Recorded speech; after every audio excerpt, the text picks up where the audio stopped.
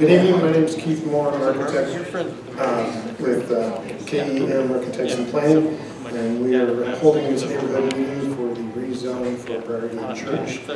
Thank you all for coming, and I'll turn it over right now to the city planner, Austin, to open with a few comments. Hello everybody, my name is Austin Cooper. I'm the senior planner in charge of reviewing this application. So right now we are between the first review and the second review of the project. We required this neighborhood meeting due to the California comments from the neighborhood. So moving forward, this will go to Planning Commission for a public hearing and then finally City Council where they will make a final decision on this matter. I do not have any decision-making power in that. They will be the ultimate decision makers. You'll have public hearings at both Planning Commission and City Council that you'll have an opportunity to speak to the decision makers involved. So next up, I think Keith, you're back up. We're here to monitor and observe the process and take any notes and answer any process-related questions you may have. Thank you, Austin. So you all have received a notice of some kind. It's all our signs posted on here for we annexed the church a few years back into the city of Colorado Springs. It came in under the current zoning that was in the county, which was an agricultural zone. And so the church use is an approved use in the agricultural zone.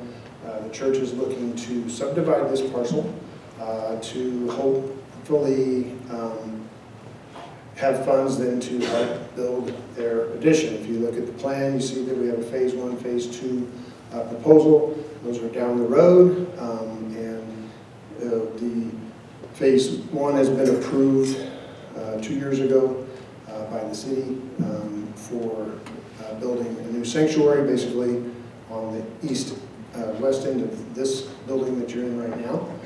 This will become lobby space. That will become a new sanctuary for that phase, just to answer those questions.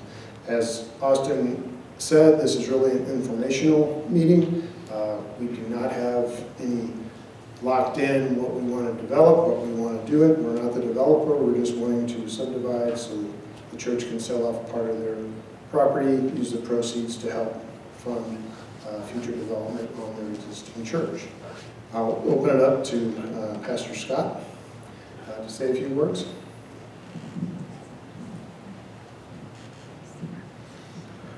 Well, my name is Scott.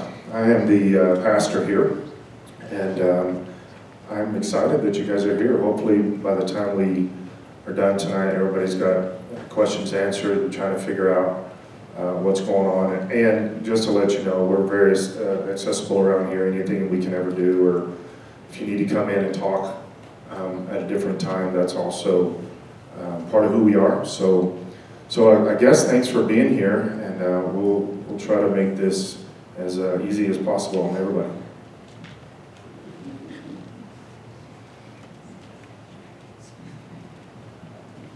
We have 2 mics set up. If you want to have comments or want to speak, you're welcome to come up. Everybody hopefully got a chance to sign in. Those will get scanned to Austin for his records. Is the reason we asked for that information. So if you didn't get a chance, please do on your way out and do that. So like I said, we're really in the interim stages.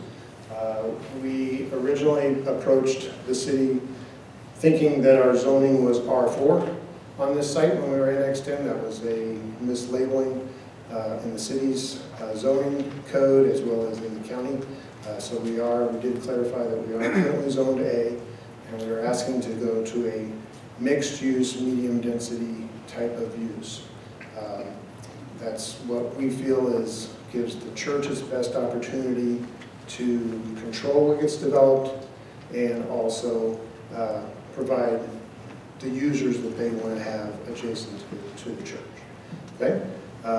With that, we'll allow you guys to line up and speak and try to answer questions as best we can. So. Yeah, I'd like to know exactly what is planned for those pieces. Is there a developer here? Is this on? Okay. Is there a developer here who's planning on buying that? They can answer exactly what's going to go in there. because I have a concern living in the neighborhood, and I think a lot of these people live in the neighborhood. We're concerned about not as much what the church is going to do, what those yellow pieces are going to do.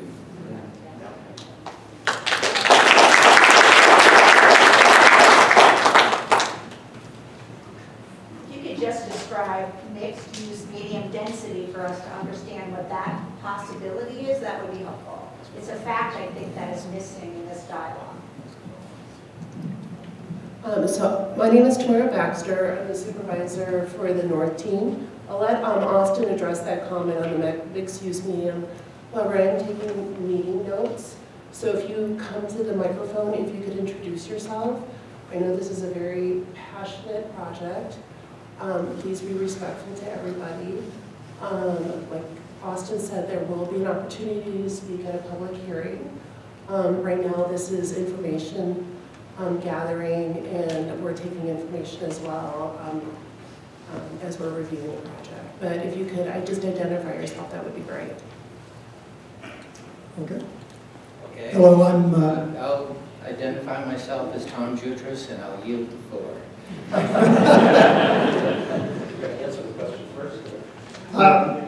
For the question that was asked, I'll let Austin come up, the planner can speak to that.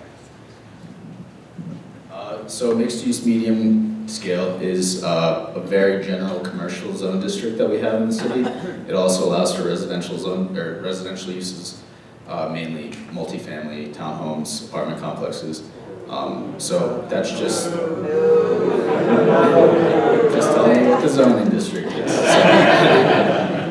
So yeah, that's what MXM does allow for, just to paint the picture. It is very general commercial and residential uses. okay. I just got a quick question that I can answer. The gentleman over here asked what the height limit in the MXM zone district is, and the height limit is 50 feet. Hi, I'm Lance Miller. I live on Mulligan, and I've got several points I'd like to make. They're grouped in three big categories: traffic safety and congestion, school safety, and MXM zoning issues. So if you'll indulge me, I'll try and summarize these. And for Austin, and is it Tamara? Tomorrow. I'm sorry? Tomorrow. I have handouts that I'll give you so you don't have to take notes here. So those, I have called repeatedly to city traffic and gotten zero response in terms of meeting on site. Three of us, Glenn, Rick, and myself, have asked for an on-site meeting when the school is at its peak exit and building to, as the parents come in to pick up their kids. Springcrest becomes almost impassable, which means high traffic volume. If you have mixed-use tenants or expanded church sharing, we already have issues with fire, police, and ambulance getting in. There's one individual in the neighborhood, I'll say his first name, Randy, who has a medically challenged child that has had issues getting care as traffic has impinged on that. If you've ever driven in, the lanes become impassable because Springcrest is 2-lane and it pinches down basically just due south of the church building. And so as the parents queue to get into the property, they actually can back up onto Springcrest and onto Voyager. It impinges on the left turns coming southbound on Voyager to try and get in to pick up the kids. So there's a number of issues, as well as spilling over onto Otero, Springcrest, and Mulligan. Yes. So our on-site request to meet with traffic have gone unanswered. In addition, there's a small nit, which is an extremely long light, which we are over-penalized for due to Voyager, and I can explain how that works. Yeah. And then adding to the congestion issues, if you look at the proposed connector roads, any traffic in and out of there that attempts to come in off Springcrest is going to add to the problem. You could marginally argue that coming in off of the Otero connector road might be marginally better, but if you put an apartment complex in there, you might as well forget traffic. Okay, moving on to school safety. If we put a variety of mixed-use businesses on those 3 properties, we're going to have issues with school safety. There's going to be more traffic. People, let's say, for example, convenience store, which is permitted under MXM. Convenience store and a gas station goes in there. Who knows who's going to be in the parking lot? Do you want your kids going to TCA and having to deal with an additional set of unknown individuals, not from the neighborhood, frequenting those properties? So we also have the additional impingement that those would bring to parking, which is already a problem at peak pickup and drop-off times, and traffic flow. The last point I'd like to make is on MXM zoning, and that is, if you're in commercial real estate, one of our neighbors directly across the street worked for the 2nd largest property management commercial real estate business in the city, Griffiths Blessing. Nobody is going to want to come into that because it doesn't have direct access up Voyager, which isn't going to happen. We know that Voyager is a highly trafficked corridor. Lots of businesses exist. So thinking that you're going to get a new traffic light just for those 3 properties, it's not going to happen. So the commercial aspect of MXM, I think, is suspect.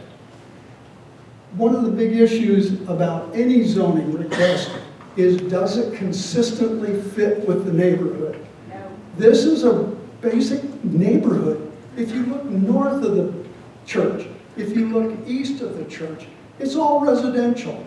So what are the permitted usages? Let me, that question was asked. Let me just enumerate some of the less savory items. An adult entertainment business, a bar, a B&B, a motel, storage facility, medical marijuana, retail, a cemetery, a fraternity club, an RV park, a liquor store, and the list goes on. Now, there are several permitted usages, like a school or another church or something else that actually could be quite beneficial, not only to this church, but to the neighborhood. But once the rezoning goes through, if it's approved, all bets are off. The buyer is going to determine what goes on there, not the neighborhood. And so in addition to that, we have additional density impacts. If the 2 office buildings get built south of the church, which is already pre-approved zoning-wise, that's going to be a major issue as well. So I would ask the city planners and the traffic people, the architects and everybody involved, can you really approve the project like this when, to my knowledge, nobody in the neighborhood is behind it? Thank you very much.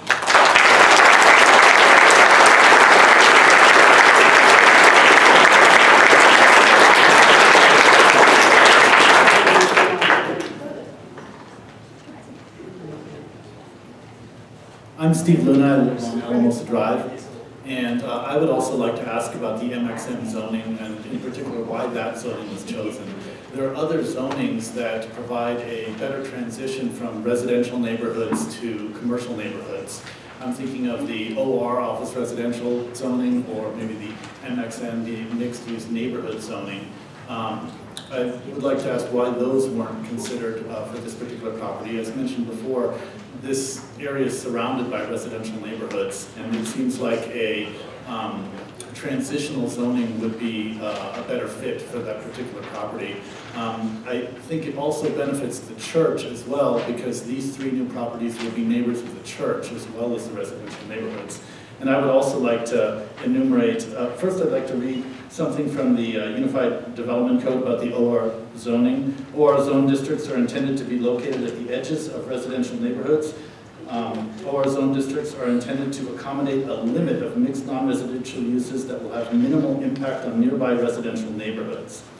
So that seems like something that would be more beneficial to this neighborhood than the MXM zoning.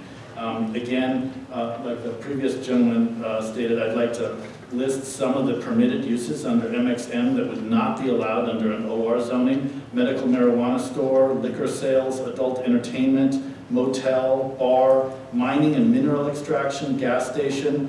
The Springcrest neighborhood is on Well. I don't think any of the people who live there would like to see a gas station go in there. for fear of it maybe polluting well water. So I guess my questions for the property owner would be, would you consider reapplying this with a different zoning, like an OR zoning? And my question to the city planner would be, what do you think the advantages would be of an OR or an MXN zoning as opposed to an MXM?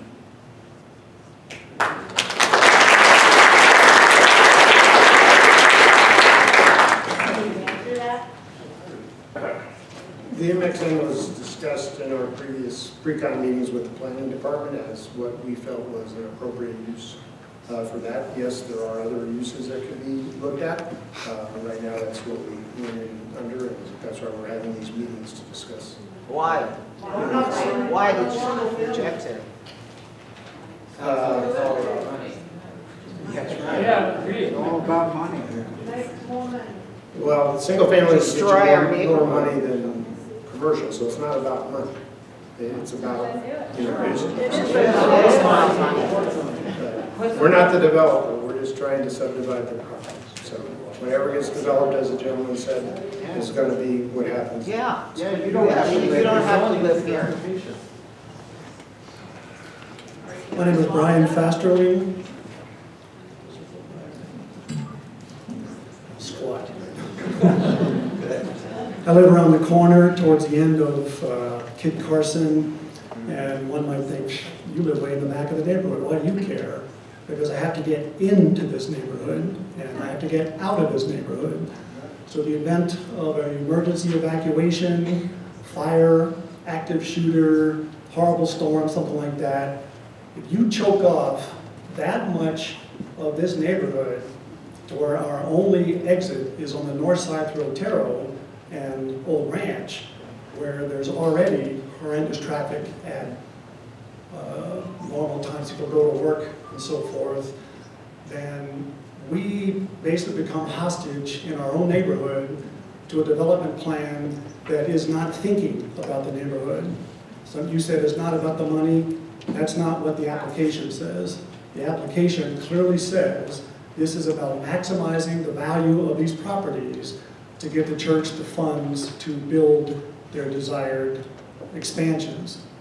Why can't the church do like the one on the north side of the property, north side of the neighborhood, that had zero impact, no rezoning, no negative consequences whatsoever, built a huge, beautiful new addition to their church, and we didn't even know about it except we saw it going up over time. Why can't that be financed some other way? Does this church not want to have to take a loan? Why are we the ones, in essence, that have to pay for this in terms of what it does to the neighborhood? The city also already said that this MX zone proposal would create an MXM island that totally lacks compatibility with surrounding land uses. Why is that still being considered and not reevaluated? That makes no sense whatsoever. If apartment buildings are allowed to go up on these, you now have 5-story buildings that may interfere with Air Force Academy overflight, especially when there's low clouds and they have to scud run. If you're a pilot, you know what that means. They got to fly low to get to runway 26. That would prevent any developer from wanting to put anything there other than something small, because the Air Force Academy has the final say on that. They can say no way. Again, developer is the one who decides what goes there. Nobody else in this room, nobody in the planning commission, nobody on the city council has any ability to tell a developer, other than if it violates some kind of code, what they can put on that property. We have no idea what that'll do to this neighborhood and the neighborhood behind, and the school, the parents, the kids, the staff. There is way too much coming up in the future that is undefinable if this goes through, that could cause serious long-term harm to this neighborhood and the ones around us. Once that goes through, if it does, you can't take that back. Look at what happened with the Ford Amphitheater. The city council is now saying, whoops, we should have thought better about that. You can't fix that. It's already done. Also, does Scott Bottoms have the legal authority to even submit this proposal? This church is titled to Assembly of God Church of Briargate. That document's been submitted to the planning department, anybody to prove that he has the legal authority to push this through in the first place. We'd like to know that for sure. Traffic gridlock, there's already no way to get out of this neighborhood on Mulligan in the event of an emergency because it's closed off at that end, right in front of Doug Lamborn's house, United States Congressman Doug Lamborn's house. If traffic decides that needs to be opened to alleviate the congestion that this irrefutably causes, he's not going to stand for that. Doug, I've already been in contact with him. Doug will do what he has to do to make sure he and his neighbors maintain the privacy and solitude they have now.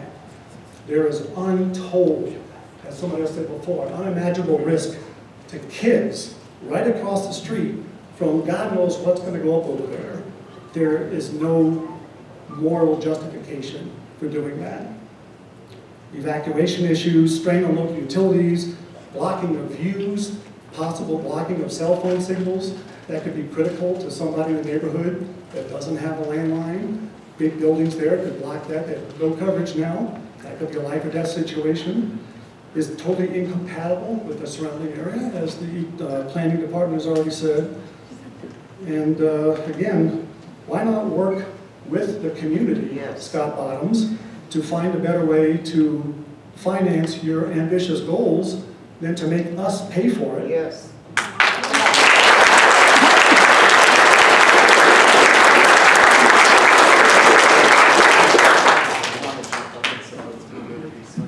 I need to stand on my tippy toes. I'm Marie Cal Younglove. I'm on Spring Crest. And I guess one of my thoughts is always trying to find solutions. And so I'm trying to look at what he wants.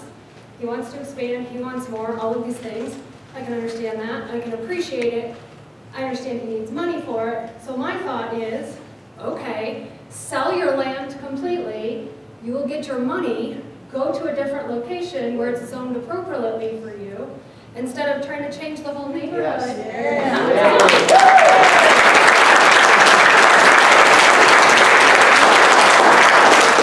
My second thing, I always try to be respectful where people are at.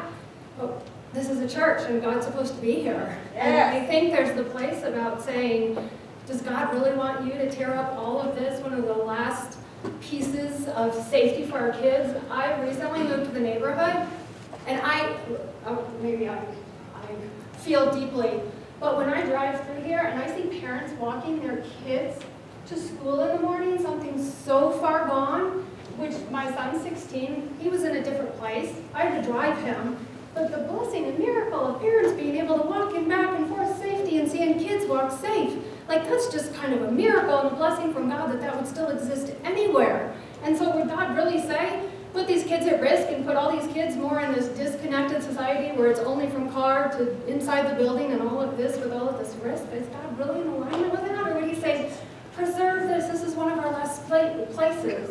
And if he supports it, he would help you come up with money in other ways or other buildings or other locations instead of destroying us just for what you want.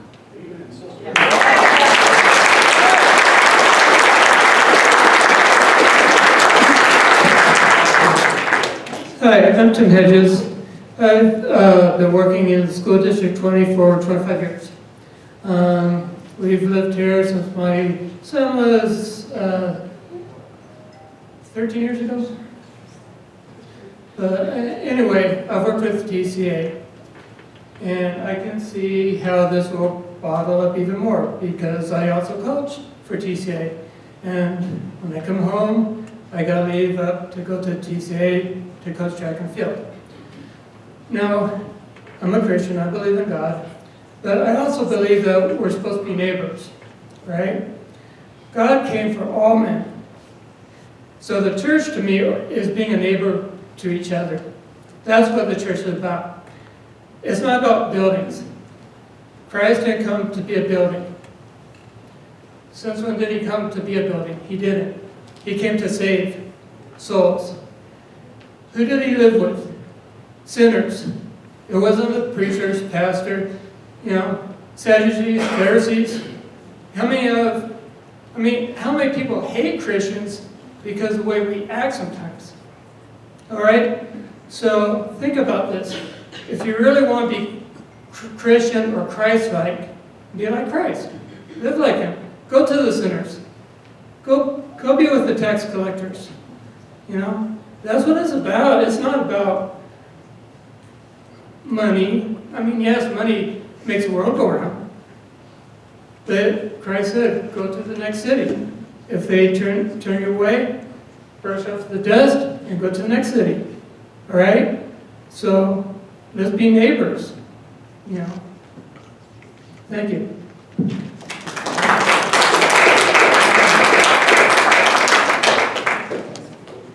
My name is Jay Stoner. My wife and I own a lot on Otero Avenue that we hope to build on next spring. I've got questions for the city.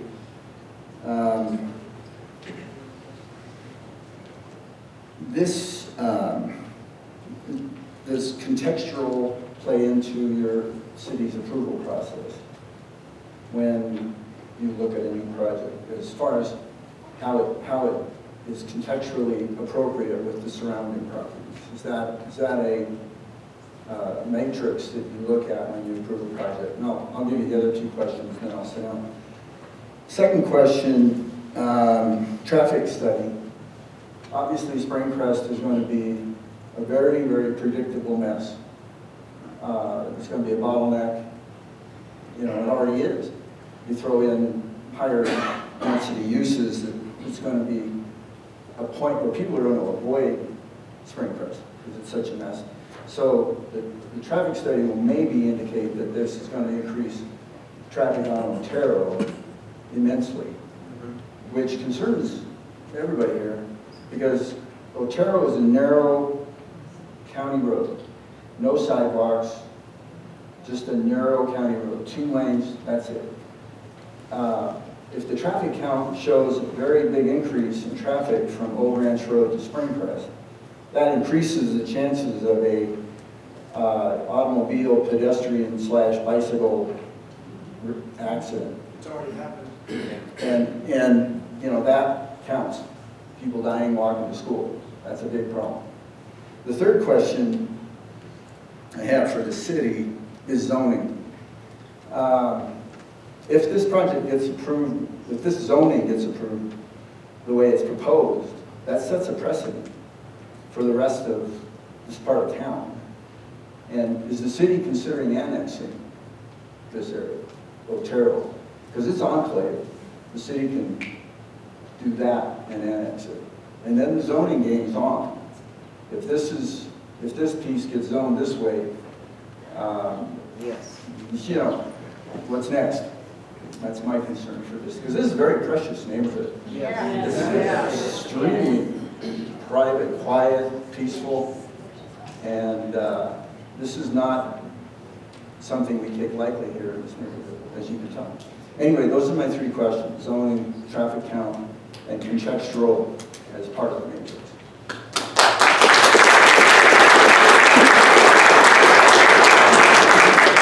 Is there an answer to that? We had an answer? Yeah, let's have an answer.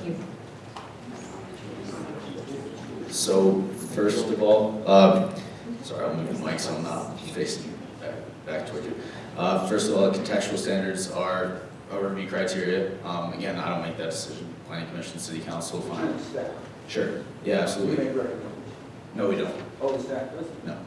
No. We can determine whether they meet review criteria. We don't make a recommendation per se. Support. No. It's really just Planning Commission, City Council. Planning Commission will make a recommendation to City Council. But yeah, Why aren't they here? this isn't a public hearing. This is just to speak with the applicant, get their perspective on things, and kind of have a Q&A like we're doing now, to where you can have your questions answered by the applicant directly. Your second question was, I'll cover annexation because I'll try to remember the second question. Annexations have to be submitted by the owner of the lot. So we can't force an annexation onto whatever property is within the county. So that has to be a voluntary decision by the owners of the individual properties. So we can't come in and annex the whole neighborhood. What was the second question again?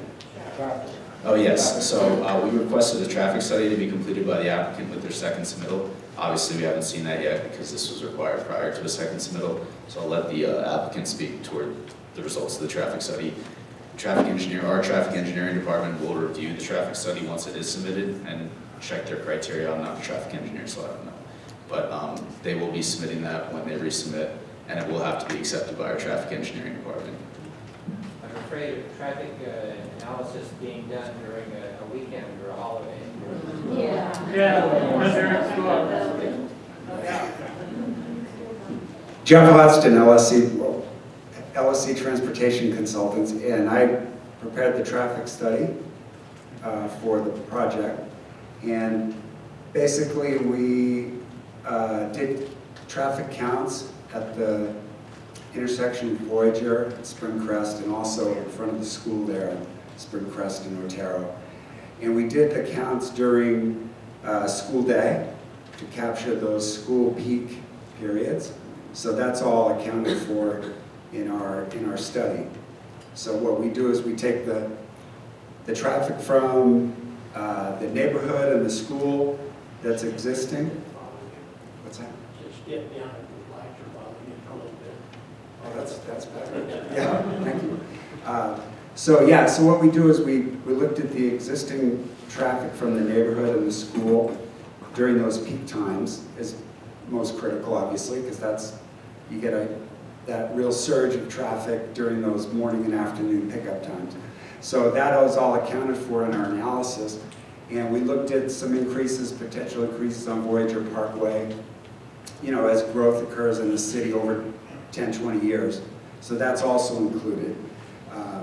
So we basically looked at the intersections, adjacent to the school, the section of Springcrest along the property, and we came up with some findings. Now keep in mind the traffic signal at Springcrest and Voyager, it's a traffic signal, so certain signal timings may be able to be adjusted. Sometimes when you have a certain amount of traffic using a signal, it can cut it off and it returns back to red quicker than if there was more traffic, then it would allow the green to continue. So that's another thing to keep in mind as well. Obviously during school times, that's probably maxed out potentially, but there is the opportunity for the city to adjust signal timings. Obviously, it's got to keep Voyager Parkway traffic moving and coordinated with the Briargate Parkway intersection. So that's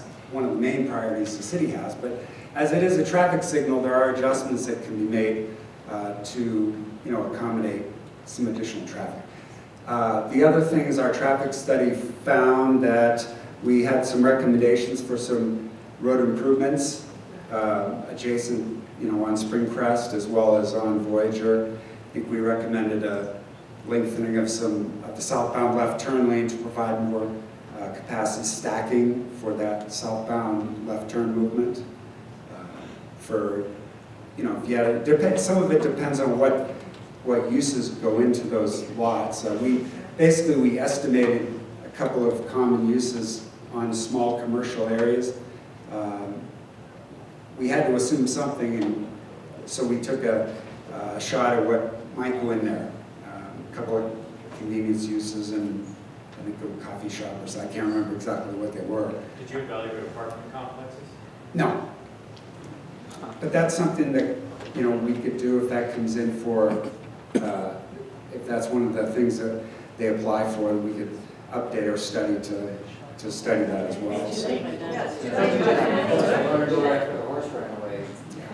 Well, it depends, again, it depends on this. If city traffic reviews our study and they feel we should be looking at something else, they'll comment on it and say, hey, Jeff, you need to go ahead and we want you to run these uses through and see what those look like in terms of impacts. But there's other times where there's traffic. I mean, like when there's school functions in the evening time, there's more traffic. When the churches are getting released, there's more traffic. When there's sports things going on there. When you're trying to get on Otero to take a left turn onto Springcrest, unless somebody's kind enough to stop and let you in, which many people are, you actually can then take a left turn.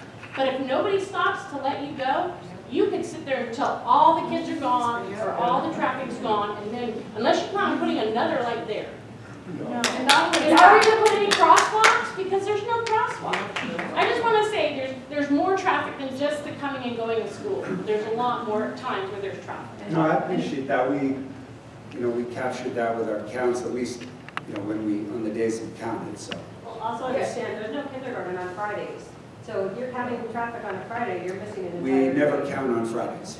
There's also no busing. Tuesdays through Thursdays. What I'd like to know is you keep saying, we did X study, X study, X study, but you haven't given us any information as to what that X study actually produced in results. What are your results of that X study of the traffic? Well, I mentioned that the study recommends, the findings recommend improvements. We evaluated the intersections based on the city's criteria for what we call it's an intersection level of service. It kind of rates an intersection function in terms of a through F. There's a tiered rating system, and we produced that output that evaluated it based on those city criteria, and it meets that city criteria. So, and then we also did recommend improvements, and of course the city will review our study, and they may agree with us. They may want to see us study further or do more improvements. It's really, so they're going to review our study and give comments or. Right, so people who don't live here are going to review your study. Gotcha. Thanks for that. John, could you explain why the property can't be accessed off-road? Yeah, Voyager is a principal arterial. The access spacing it's about a half a mile for. Now sometimes they can have access points that aren't full movement or full left turn, right turn at closer than half mile. But typically any access along this frontage of this property would be too close to the Springcrest intersection to have access. So. Jeff, I had a comment, I guess, or a question, maybe both. So this school doesn't have busing. So I get traffic counts. That's just the number of cars. That's fine. This might be a situation where traffic counts don't tell the whole story. When the entirety of the parents come to the school in the afternoon to pick up their kids, they have to wait. And so they are parked all up and down the street, all the way up Springcrest. The traffic count alone does not reflect that issue and that traffic impact to the community. Well, we do count. What we try to with schools, because we know how schools and school traffic works. We try to count well in advance of that peak bell time, so that we can capture that traffic coming in ahead of that. So I don't think I made my point clear. So it's not the number of cars; it's the number of cars that are all parked here at the same time.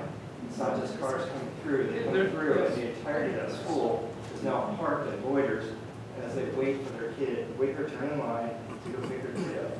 And so the traffic counts don't tell the whole story. I understand that schools are, I do a lot of Schools schools. different. We have to acknowledge it. We have to Yeah. say it out loud. We have to acknowledge it. They don't have busing. We cannot compare this school to another school. No, I do a lot of studies near charter schools and. Then why didn't you account for that? Well, How did you account for it? Well, we did. How did you account for, without saying the word traffic count, how did you account for all the loitering and the cars that are parked and clog up this entire area in the afternoon? Well, Yeah, it's don't say the word safe traffic for count. kids walking How did you to account school. for it? Please tell me.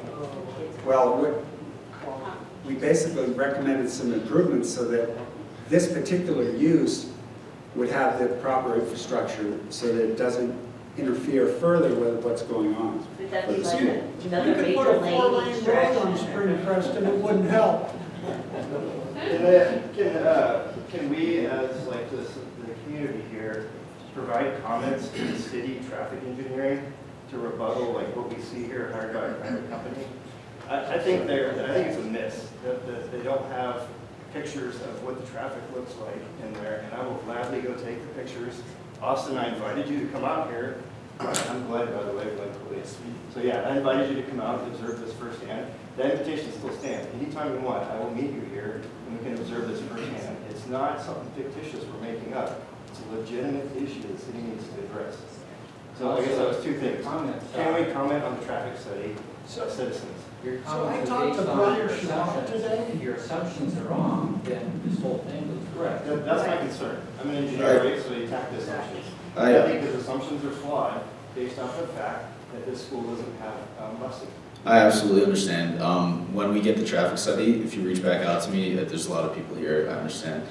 If you reach back out to me, I can send you the traffic study, and you can review it, we can have a conversation. Okay. I'm sorry, I forgot your name. I'm Lance Miller. I Lance talked to Miller, yeah. Brian Shabak today. He's completely unaware of the rezoning request. He said, oh, I need to come out there and look at it. So He's the city traffic guy for schools. So they have multiple traffic engineers on staff. A different reviewer reviewed the first set. They didn't submit a traffic report with the first submittal. So when they resubmit with the traffic study, Brian will be aware. He'll be able to review it. You can review it as well and have a conversation with Brian. He's more than willing to meet and talk with you guys. I just also want to get back to the microphone system so that everybody has a chance. I know we have some people waiting, so if we could just return back to this system so everybody has a chance to speak. Can I ask just a really quick question? I can't get it. Yeah, no worries. I just want to clarify. So the improvements that you're talking about with the traffic, those, what I've heard you say sound like improvements to help traffic get out, like off of Spring Crest onto Voyager. What kinds of improvements are you talking about for incoming traffic? Yes, coming in, we had proposed it. In our study, we suggested a left turn lane. Like Where? on Springcrest. Where? Now, it can be challenging with, Onto Otero? it's a little challenging with the school property, but we suggested that a left turn lane into the project, depending on the uses that go in there, would help traffic flow because it would avoid backing up, traffic waiting to turn left into the access and blocking through traffic. So that's one of the recommendations we have in the study. What about Springcrest?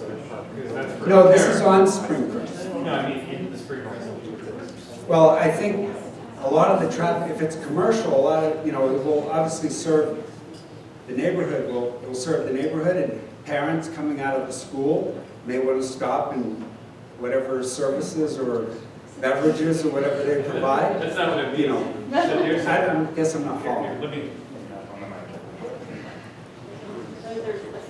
I'm Jeremy Emmer. I've been in the neighborhood since 2021, counting. Anyway, so in regard to the school traffic, you have this situation for anybody trying to get into the Springcrest neighborhood. At that peak hour, you can get locked where you cannot gain passage past the school into the Springcrest neighborhood. So what improvements are you recommending for that issue? Because I see a left turn lane as something that would actually slow the traffic on the outgoing side, and also that would create a blockage getting in and out of the neighborhood. Well, any traffic that's generated or produced by this commercial, they're not going to go to the neighborhood unless they live there. I understand, but Yeah. the people turning left there are going to slow people coming Yeah, out of that everybody. corner. And there's cars parked along Springcrest during those peak times, like pickup and drop off. Okay. So they're gonna stop all the traffic trying to get out of town, out of our neighborhood, and so that they can turn left? So they can make a No, left-hand just- turn at We're 5 not o'clock when proposing a everybody's coming traffic home? signal.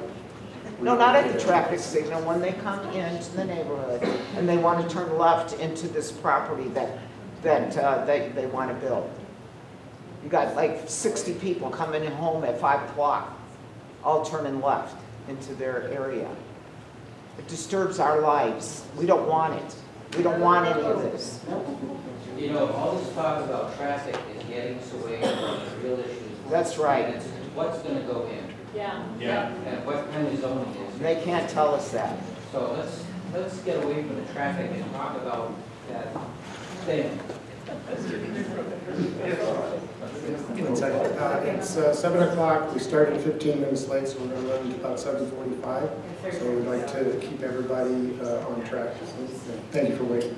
So I feel sorry for all of you that are up Springcrest. I walk that with our dog almost every day.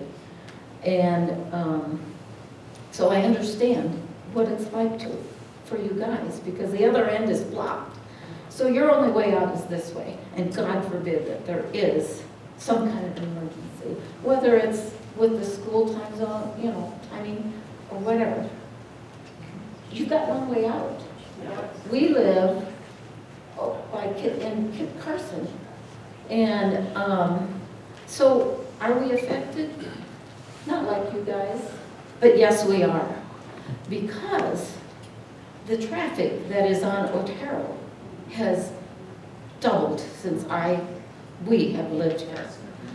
I was walking our dog, unbeknownst to how bad the traffic was, with our dog, and anytime I see a car coming, we're facing the traffic as we walk, and I get off the road. Well, the person was on the phone, going to school to pick up their children, I'm sure, because they looked that age. They didn't hit me, but it was a sloppy day. I was covered with icy slush. You know, and I don't like it that they're using that cutoff to come to this school. Yeah. You know, that's not right either. It is a subdivision. Now, I know I'm not talking about you guys, but Otero is affected. And I'd like to know what is going on Old Ranch and Otero across the way. My understanding is that it was a church or something like that, something big going on there. So what's going to happen to the Otero coming to Springcrest or trying to go out to Old Ranch? You know, this is all becoming a mess for the people at Springcrest. Us that are in this other subdivision, it's going to be a mess. And the next thing you know, the people next to the church are going to go, I'm done, I'm out of here. Hey, I can make more money, I'll do the same thing. I'll let some kind of big whatever come in and buy my house. That's what happened when the rehab came in. They didn't want to be there. Guess why? Because their property value went down. You know, that's what's going to happen. Yeah. And nobody seems to care about our friendly neighborhoods. The church doesn't I'm care. tired of it. The church.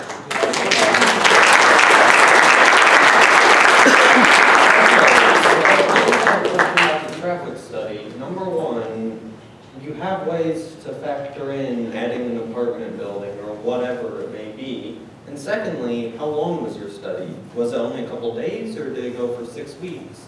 To properly get a view on what it would actually be like, whether it's school events, traffic flow, whatever, as events happen over time. So how long was it and why weren't you factoring in possible growth for it?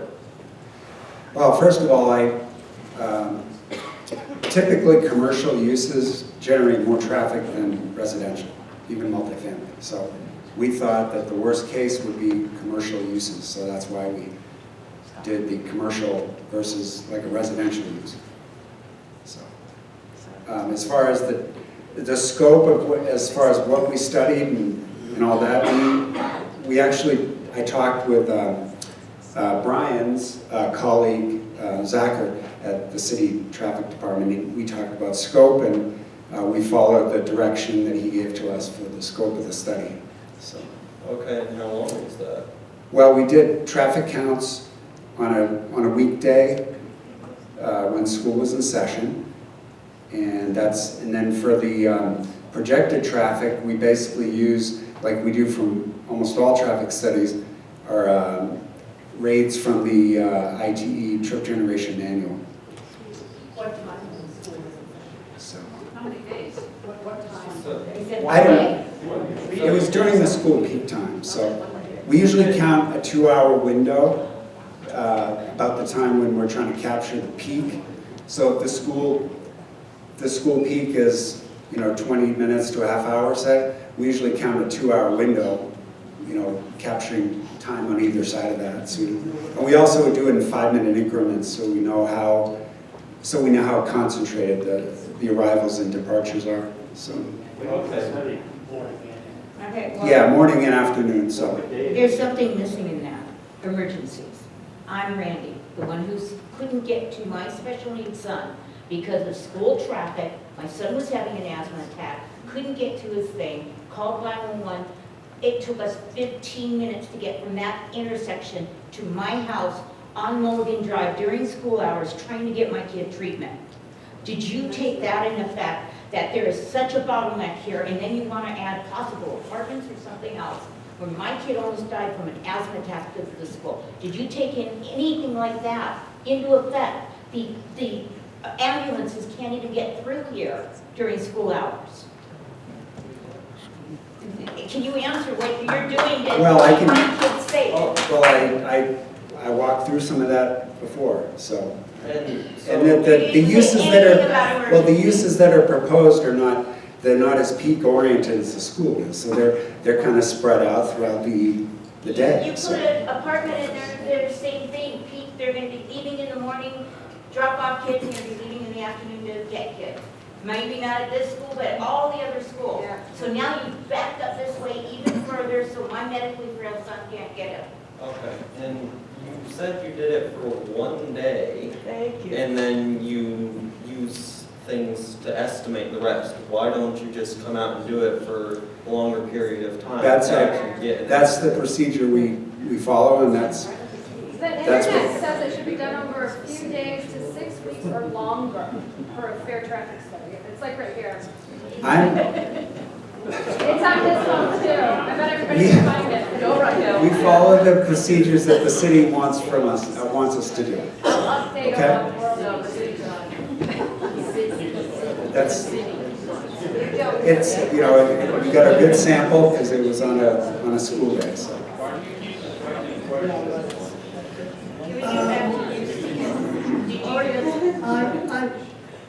I'm Bev Giltner. I live halfway up Springcrest. And I'm not going to pick on you because you've had enough.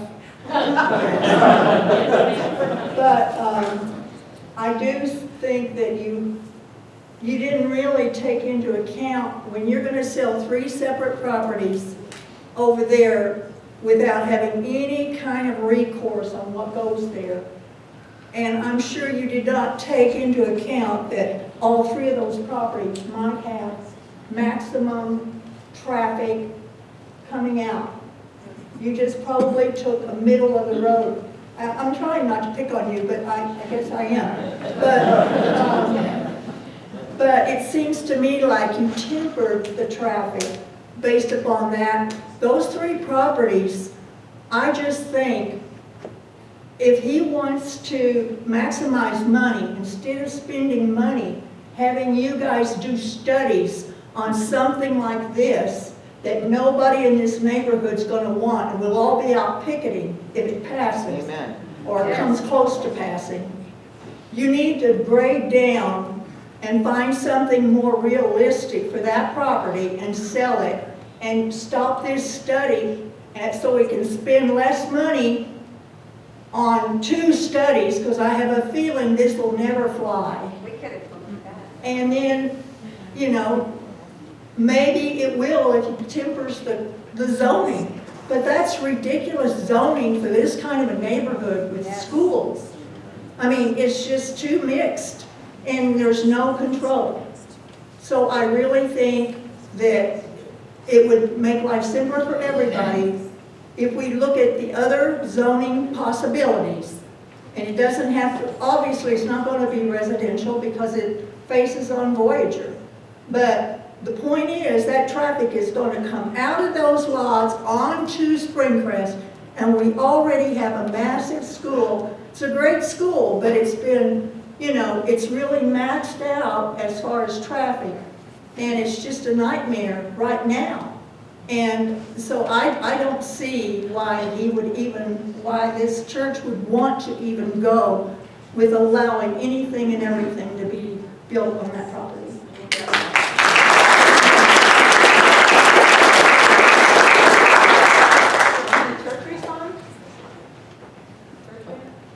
Okay, I'm Martha Backus. I live in Brownwood. he's gonna respond first, the full question. I've been waiting for this moment. Everybody keeps saying that once the developer takes over, that whatever just goes out there. That's not actually how it works.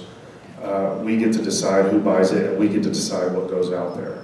We can put any kind of covenants, any kind of controls, any kind of thing we want. Let me give you some things that will help you a little bit. One of the things is 50 foot tall. We're going directly this way with our expansion. These windows are going to be much, much bigger, much wider. Why? Because we also like the view of the mountains.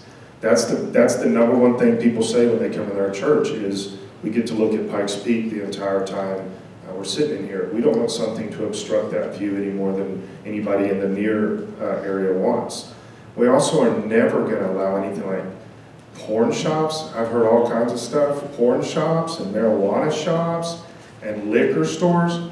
You need to know a little bit about our church. We're one of the more conservative churches you're going to come across. I personally don't drink at all. Why would I want a liquor store on our property? These kind of things are not going to be who we are. We're going to be very intentional. And the developer does not make that decision unless we approve it. So we're the ones that are selling it. We're the ones who get to make that If you're going decision. to restrict it, then just go with the lower zoning. Just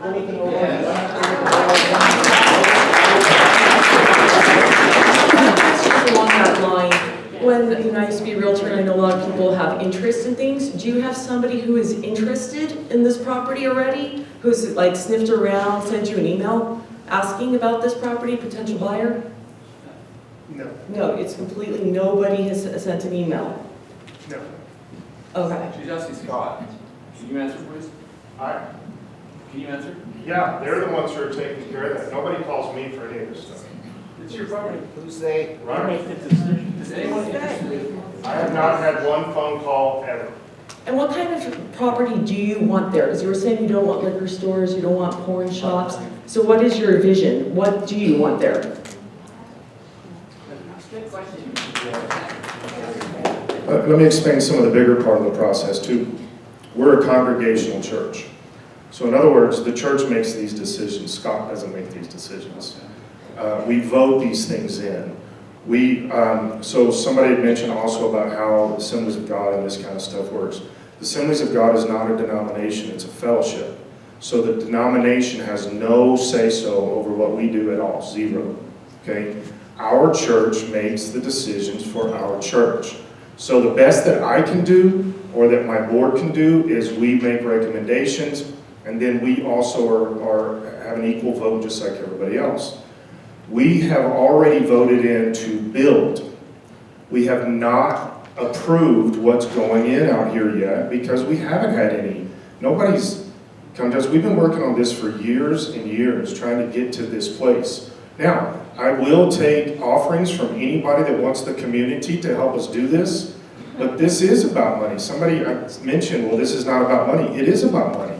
We need to build. We're already in 3 services. And we cannot finance it without doing this. So yes, it is about money to build a building. That's how simple it is.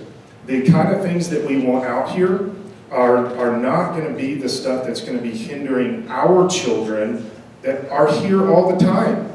It seems to be lost on some of you that we have children that go to this church every week, and they're here during the week, and we have all kinds of things that involve children. We're not going to be putting something out there that does that. So then why did you pick the zone you picked? I didn't pick anything. No, you're incorrect about that. Once you sell it, they have to go with the covenants that we set. Just like your housing development has to go with covenants. We set the covenants, we set the guidelines, and they can't do anything outside of that scope. Then who wrote this zone? Who picked that? I don't know the answer to that question. Zoning was a collaboration of the planning department and the design team as the most appropriate zone when we. The church design. Well, then change it. So the church The design church team. is the most appropriate when you've got a school Yes, with ma'am. all those children and so much traffic already. And neighbor. Come on. And I think my question got answered though on what is y'all's vision of what you want there? Like what is your dream, who's your buyer? Yeah, you can answer that one. That is so far down the road. We've talked to, You say what you don't want, but you won't say what you will want there. I was about to, but I don't have to. Okay, what about a dream, could the city put a park there? Nice phone. Like, could the city buy the property and put a park there? Yeah, what I'm reading How here could is we that get that Section 8 houses can go there, so low-income houses can come here and they can lower down the property value of our place. And those could be built on 1 story. They don't have to build 5 stories. So is that something you guys want there? Because I didn't hear you say that. I heard porn star or porn places and liquor, but I didn't hear about Section 8 housing. We're trying to do something that would also be beneficial to us and the community. A park, We're not putting apartments in there. a park. Oh, a park. Like, how much money, and it's none of my business, but my mind's like, how much money do you need to do your expansion? And how can we sell that land at that price to get your expansion done?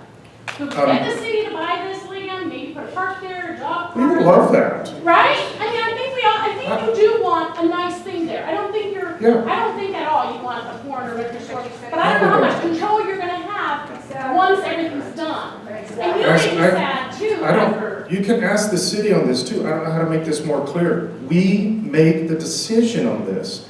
We don't lose control of this property. It doesn't magically disappear from our covenants. Okay?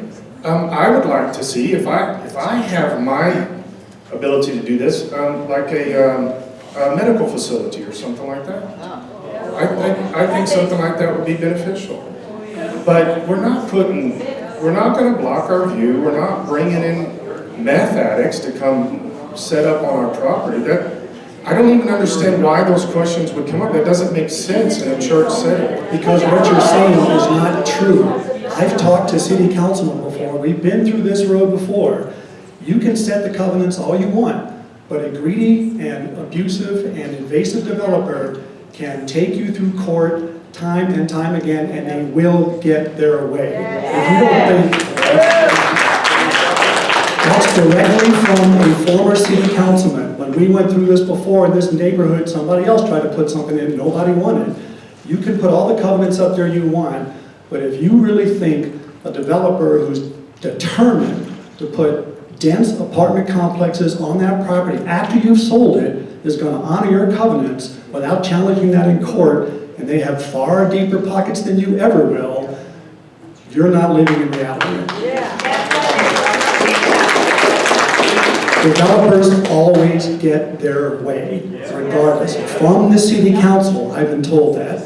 And 2 other things to clarify about this traffic thing, speaking of people getting their way. Well, we've been through this before and in other neighborhoods as well. The applicant seems to always manage to provide a traffic study that the city says, oh, okay, well, we must have been wrong. We're going to take your favorable traffic study over the one that we did that shows it's way worse than what you said. Same thing with EPA impacts, anything else like that. The city seems to always take what the applicant provides, not what the city stands by on their own core, their own code. And the last thing about this traffic, everybody keeps forgetting,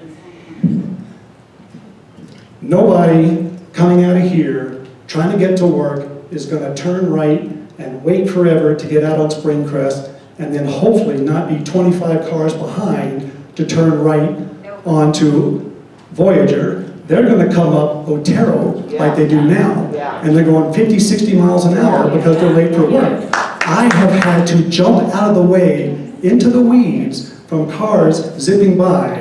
Everybody is going to come this way, so to not look at Otero as a massive danger to the people that live in this community is just extraordinarily short-sighted, as is this entire proposal.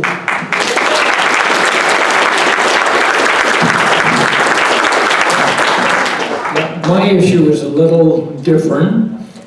My issue has to do with the reputation that this church has in this community. And I have come when the Air Force had and this church has put on Yes. hot dogs and all of that. And there's other times, and this church has I think, a very good reputation with the community here. Now, what the church wants to do is sell part of this property in order to fund their expansion.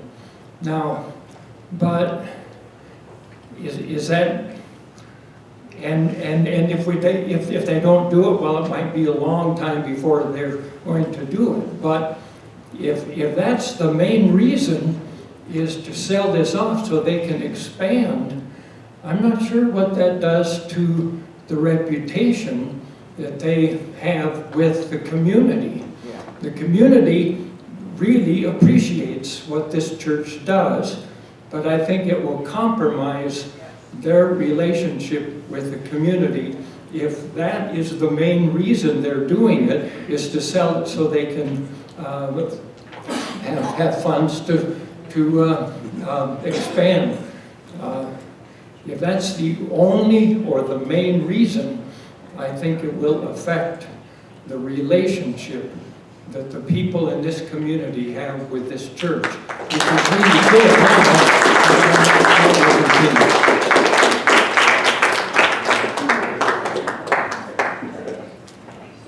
My name is Tim. I live just up the road like everyone else here.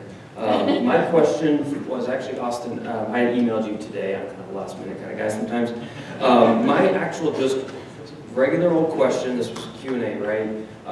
What is the process, it's not here, we know, but what is the process for all these folks to voice these concerns that we've all been hearing for a zoning change down to the MXT, the MXN, the OR, some of those things that I do think alleviate, other than traffic concerns, do alleviate some of the concerns about the MXM. So I'm just kind of curious what that process is, so those of us that want to take action, other than just screaming here, actually know what to do, right? So I'll let you kind of answer that. So, like I said at the beginning of the meeting, there's going to be 2 public hearings, one at Planning Commission, one at City Council, where you can actually speak to the decision makers and let your voices be heard. There'll also be traffic experts who will attend that meeting from the city, so that all these concerns, and we've talked about potentially speaking with traffic engineers previous to that, but at the meeting they will happen as well. You can also email me. There's a sign-up sheet out front. Hopefully everybody got to that. If you put your email on that, I'll add you to my list of people that I'm going to update when they resubmit, when they're ready for Planning Commission, when they're ready for City Council, because I know everybody doesn't get the green cards. So please share your email with me if you haven't signed in. You can also just email me comments. My cards are out there. My email's on the green sheet and on the postcard or posters outside. Thank you. Thank you. Thank you.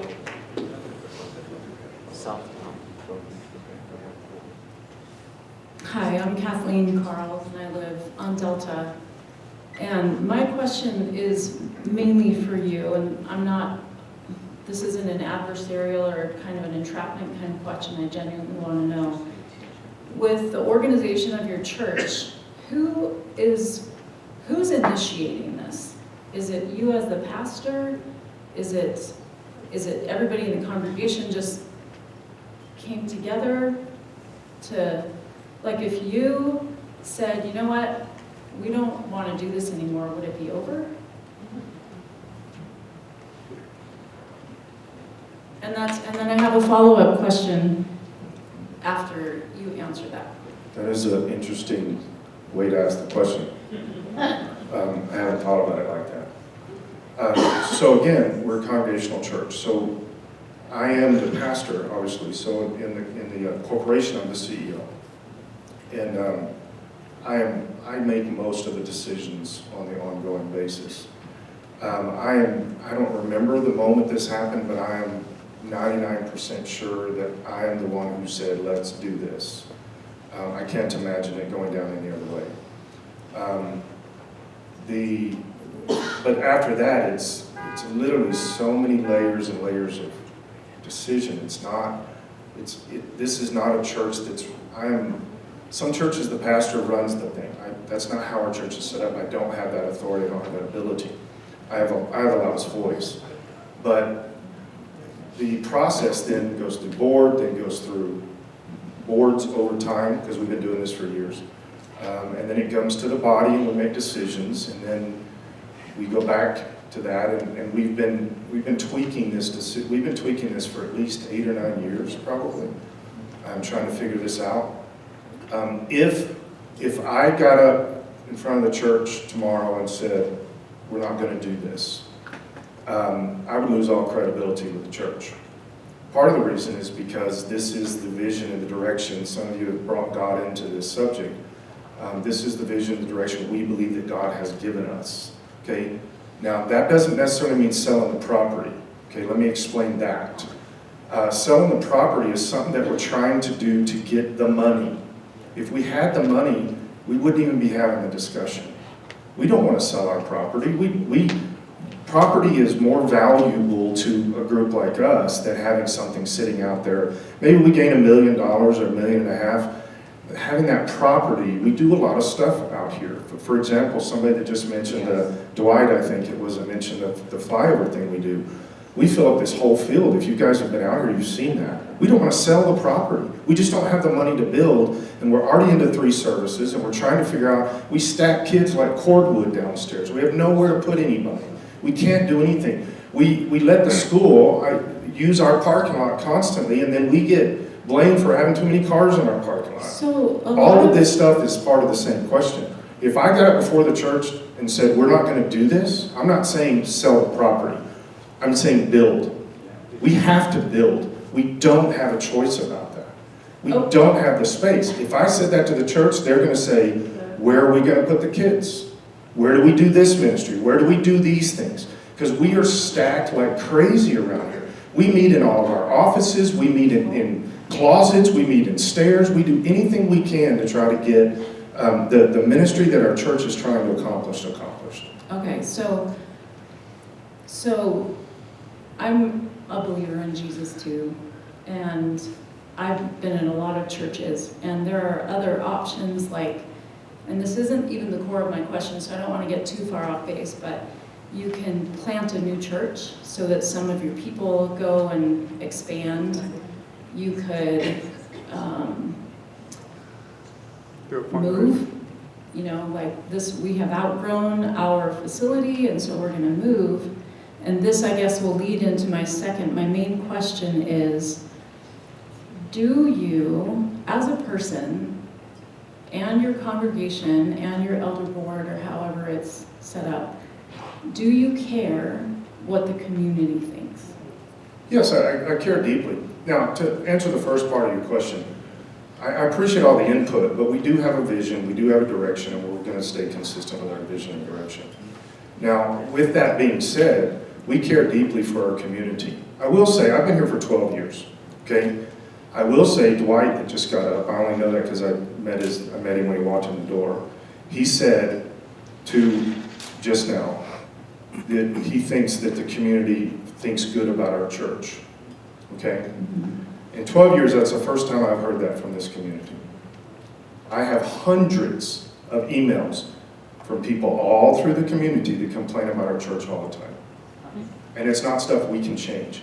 All the stuff you're talking about with the school, the reason we let them use our parking lot is because it is so congested. My kids have had cookies. We can't control that stuff.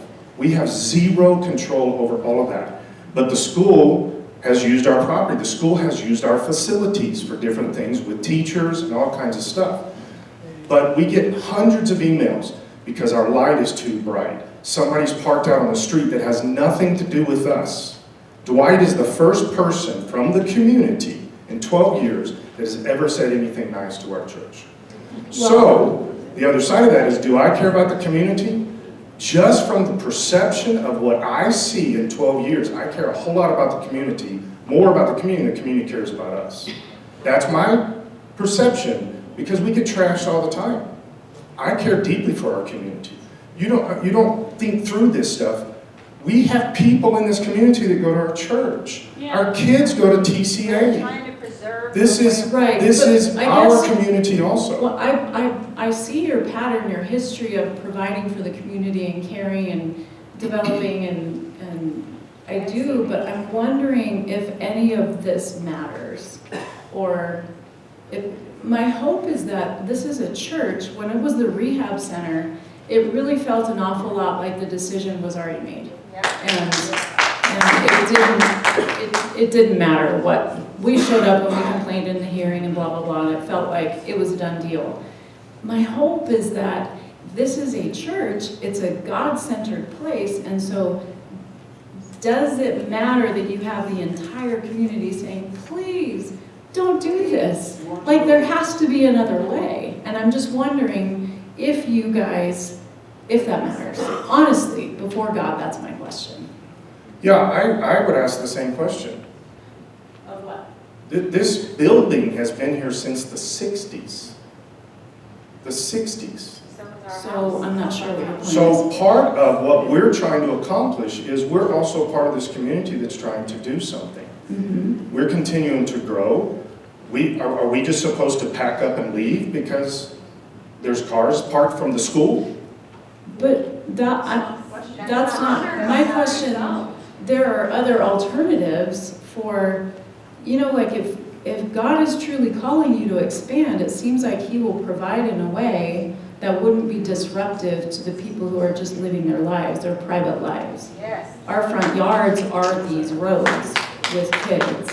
And so is there something else where you go, my gosh, I had no idea the outpouring of protest that was going to happen from this community, and maybe you're angry at the community because we've been complainers and not affirmers. Maybe, I don't know. I'm not angry at the community. I've been a pastor for 34 years. As a pastor, you get used to people picking on you for unrealized reasons.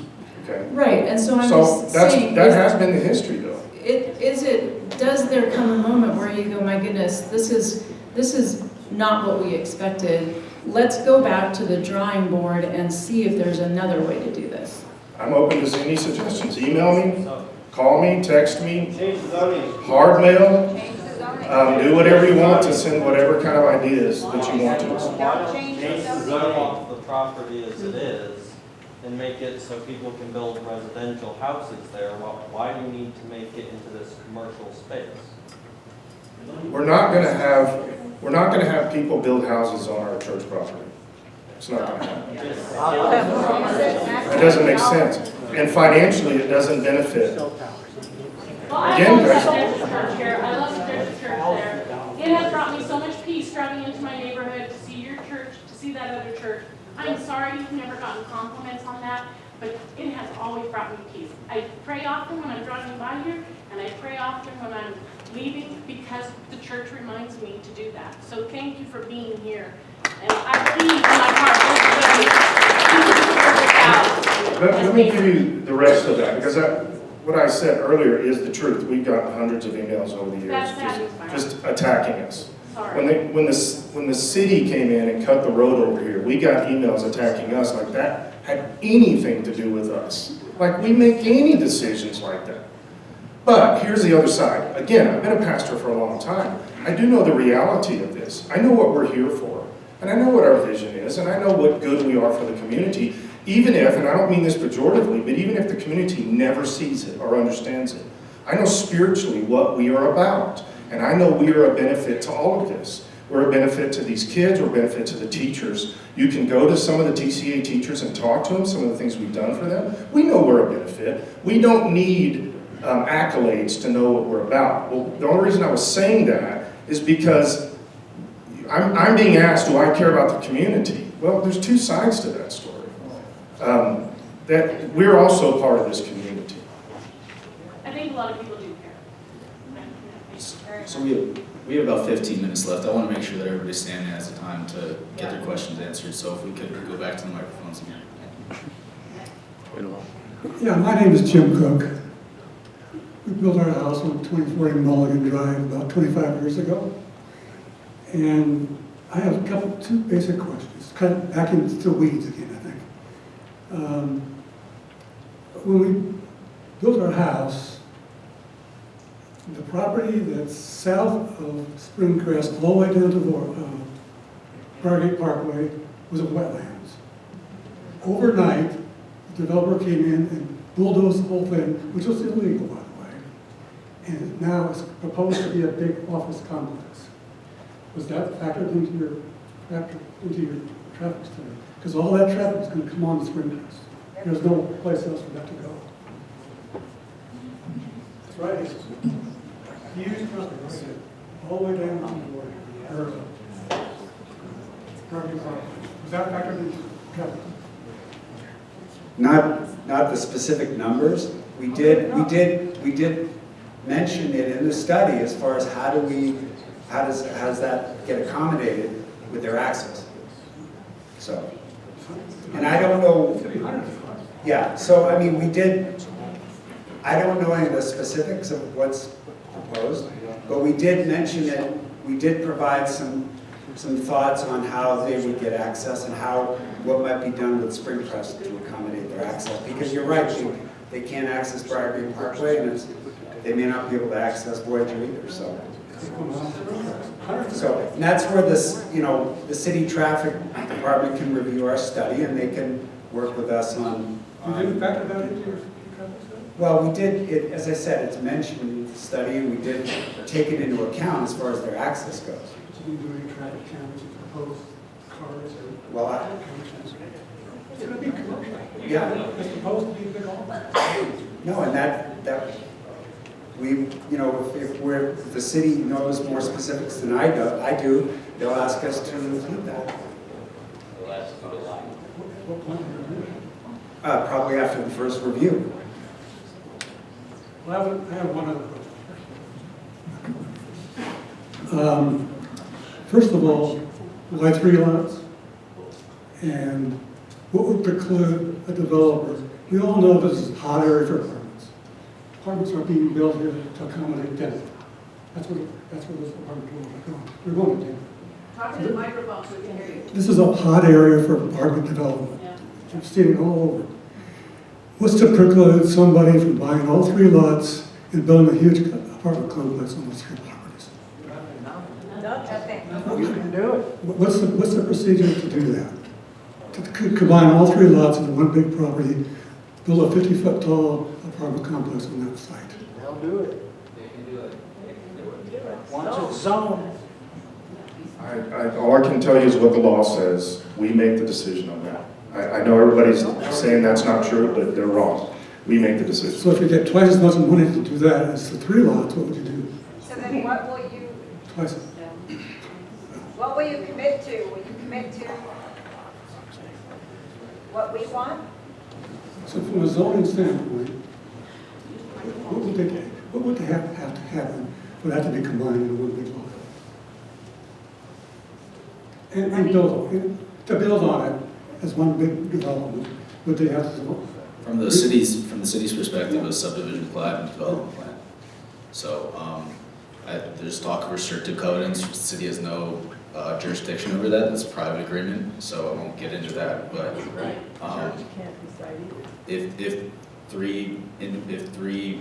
if one entity bought all 3 lots, they theoretically could combine it through the city's process and develop it as an MXM. So would that come back for approval here?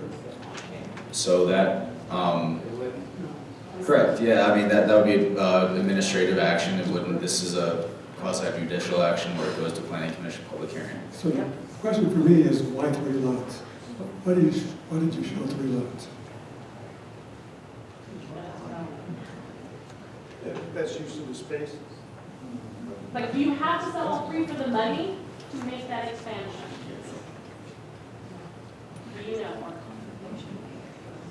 No, we don't know because we've not had any offers on what that property value is. So we can't answer that.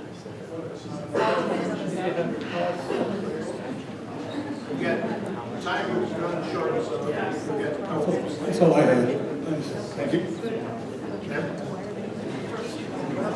I'm Marie Steed, and I'm not a mic talker, but I do respectfully have a question for the traffic controller.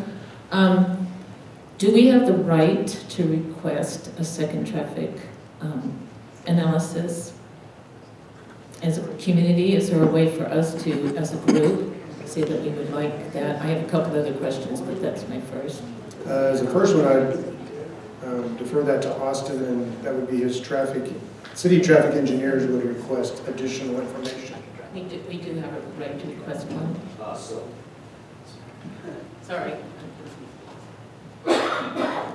So you could have a discussion with the traffic engineering department, and I don't know what a second traffic study would do, maybe a revisement to the first one, where they have to do more information, more studying.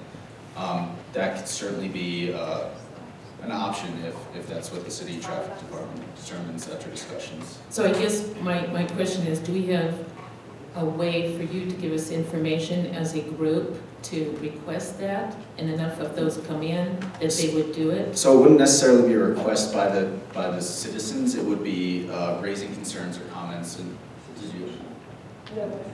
No, come on. My supervisor. So what I'm hearing is you're asking if another study could be done? Yes. So if the community would like to prepare another study, they can. The applicant has hired LSC to prepare the study for this project. And so that's what will be submitted with the resubmittal, which the city will review. But in regards to requesting a second study, that probably would not come from the city. So if that's something that you all choose that you want to have. Did you do a study on Otero as well? So I just wanted to clarify. So I know Keith has indicated that they have a subdivision. So currently what's being reviewed is the zoning of the property, and there's also the associated land use plan. So that's what you're looking at. And basically a land use plan is a bubble diagram for future development. I know there's been a lot of discussion about the zoning and the uses. I think the consultant, the applicant, or the property owner has a lot to think about before they make a resubmittal. The purpose of the neighborhood meeting was to get information from the neighborhoods that they can go back to consider before they make a resubmittal. If they want to look at a different zoning, they can. I think Austin, in his comments, recommended a more transitional zoning when he provided comments. So I think at this point, this group has a lot to consider based on all the feedback that you've provided tonight. I have been taking notes. I'll be sharing it with them. Please make sure that you put your email address on that sign-up sheet. That'll be provided to Austin. He'll come up with a listserv, and he will keep you in the loop. I understand that this is incredibly a passionate project, and I appreciate just that you've been, it's challenging, and I mean, I get it. Like I said, they have a lot to consider before they make their resubmittal. So my question again for the traffic is, my desire would be for them to put one of those monitors that counts the cars going through at certain hours for like a week or two to see what the true traffic pattern is. My desire would be for them to experience it themselves. I'm really not as concerned about the building because I think it's already the traffic is really dangerous. When I'm coming out and parents are running with their kids in front of my car from the school to the church because the school can't handle all the parking, and so they're parking on the church parking lot, which is very generous of the church. There's been a few times I've come near hitting them, or the parents not walking them across and the kids coming to the parents standing in the parking lot. The other thing is when I come, I live on Otero, when I come down Voyager, take a ride onto Springcrest, I have, sometimes I'm 6 cars back on Voyager, thinking, I hope no one's gonna run into me, but I have to wait for everyone to come through. And most of the time, it ends up being a 1-lane road, and I have to wait. Or if I'm going out of the off of Otero, take a right. The way the pattern of the school goes, they come zooming out. They've already stood in line long enough, dropping their kids off. And so they come out. I have to wait 5, 10 cars to even get for someone to say, here, you go first. Last Saturday, there was a function at this church. I don't know what it was. but the cars were lined up almost all the way down to halfway Otero. They were in the street, and I was coming through, and that's why I noticed it.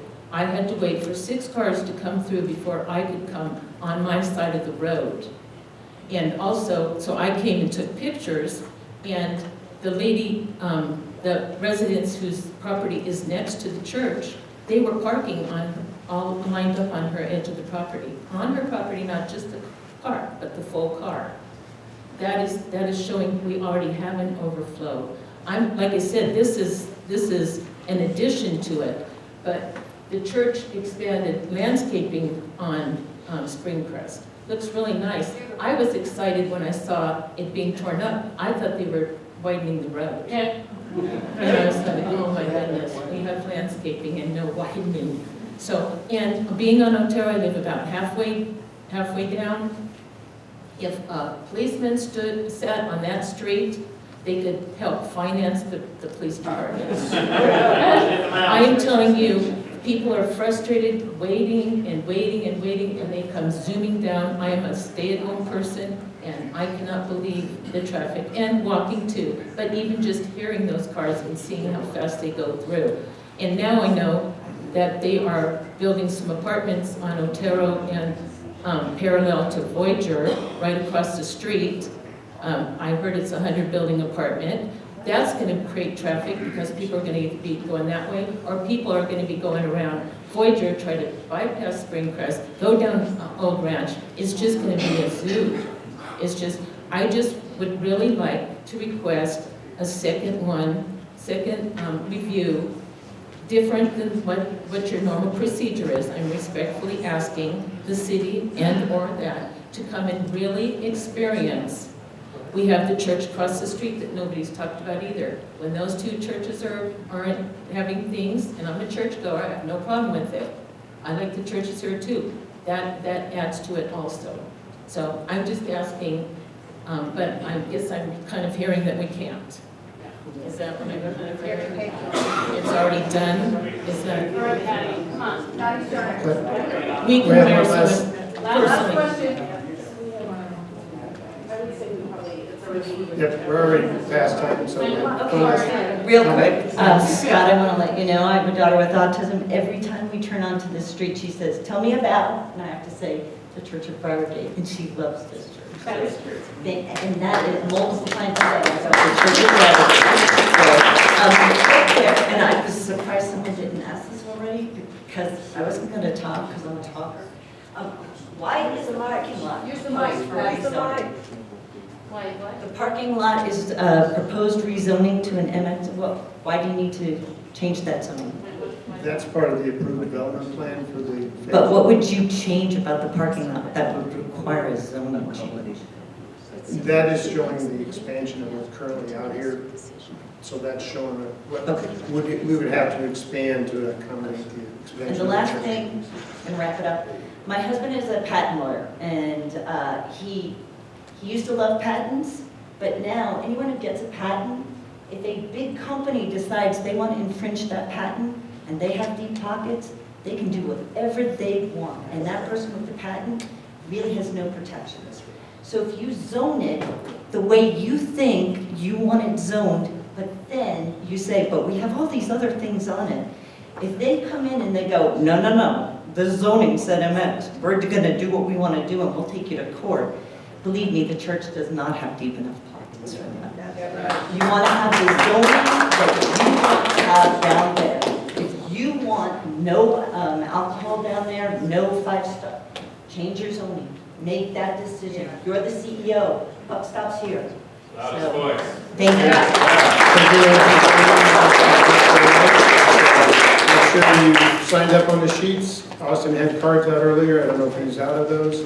Get your comments to him, and we'll get all the emails to everybody. Thank you all for coming. Thank you guys for being here.